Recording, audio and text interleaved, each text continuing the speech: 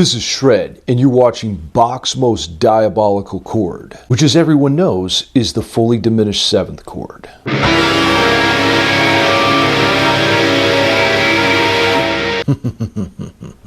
It's a terrifying sound containing symmetrical thirds and a tritone. You might say it's Bach's evil shadow self coming out. In this lesson, you'll learn the 3 common voicings for fully diminished 7th chords, as well as how to resolve them,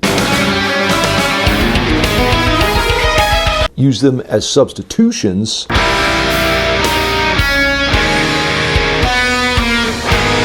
and even as a modulation device. So I have to warn you, beware of Bach's reincarnated soul, Yngwie J Malmsteen, and under no circumstances offer him donuts. I don't like donuts, alright?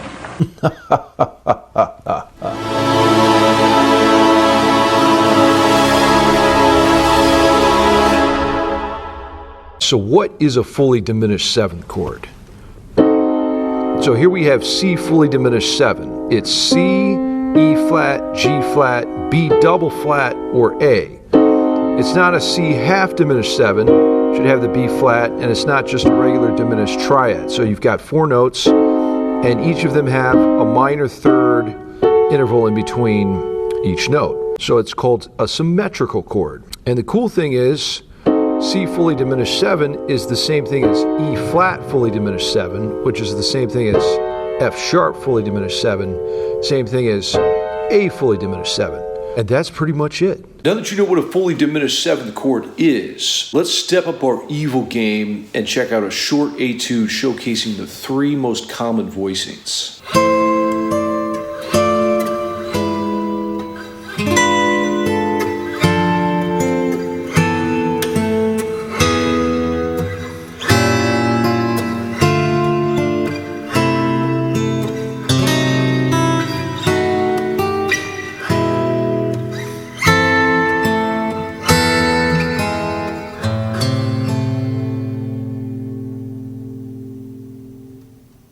Now I'll leave the tab for that acoustic etude in the description box below. Next up, let's hear Bach's diabolical diminished chord in a more metal context.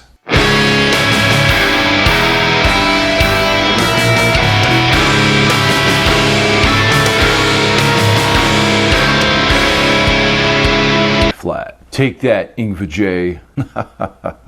Too bad there's no D in his name for donuts. I don't like donuts, alright? Now in this next cue, I want to demonstrate how you can modulate using this diabolical diminished device. Triple Ds, how's that for alliteration?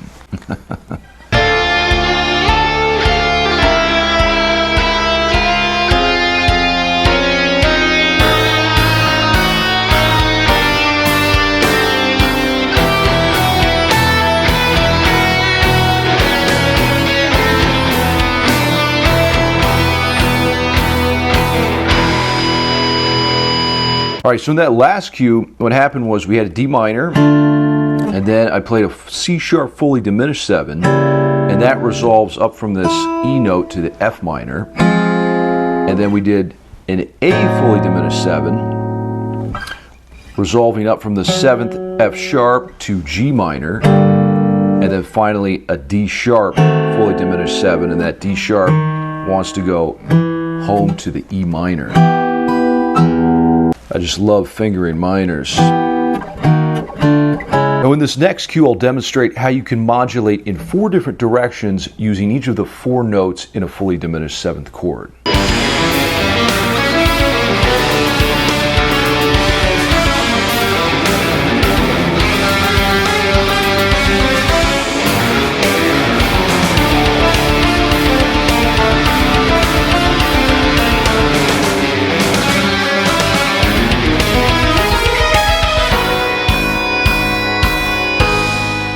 Now I'll leave the tab for that etude in the description below. And here's the basic concept. If you have a G fully diminished 7th chord, you can resolve this note, the root, up a half step and get G sharp minor. Or you can resolve the next note up, E, up a half step and get an F minor. Also sounds resolved. Next you got this B flat note, resolve that up a half step to B, boom, B minor. And finally, you've got the C sharp. Resolve that up a half step to D minor. And then cry yourself a river for the saddest of all keys. D minor, I find is really the saddest of all keys, really. I don't know why, but it makes people weep instantly to play a... Love you, Nigel. Now, you have to admit, these chords are pretty terrifying, but I want to know down in the comments, what's the most terrifying, evil, wicked chord or sound you've ever come across? Now, in this last cue, I want to demonstrate the fully diminished 7th chord as a substitution device in a more or less doom metal sound.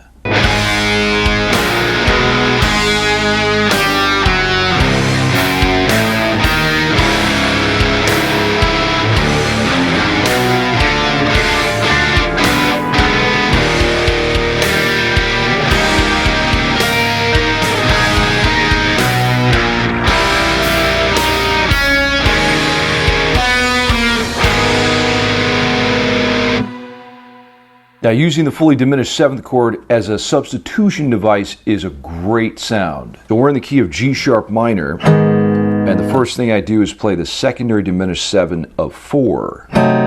So that's C fully diminished 7 going to the 4 chord in G sharp minor, which is C sharp minor. Don't you get sharp with me.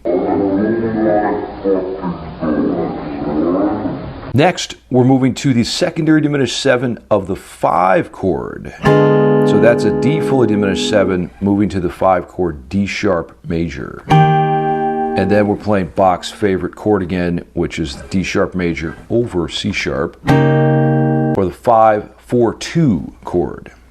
That resolves to a 1-6 or G sharp minor over B. And then the last substitution I use is the secondary diminished 7 of the 1 chord. So that's going to be an F double sharp to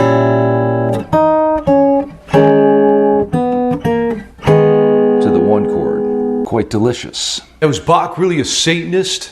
Probably not. But I like to think his evil shadow self is coming out in the expression of these diabolical diminished 7th chords. Regardless, try employing these concepts in your own playing. You never know what kind of epic riffage may come out of you. Now, I want to say something to you, the viewer. At the beginning of this year, I made an effort to start focusing more on music theory, and I didn't think there'd be an audience for it. But clearly I was wrong. So I want to thank you for watching, and here's to much more diabolical music theory exploration in 2020. Until next time, shred till you're dead.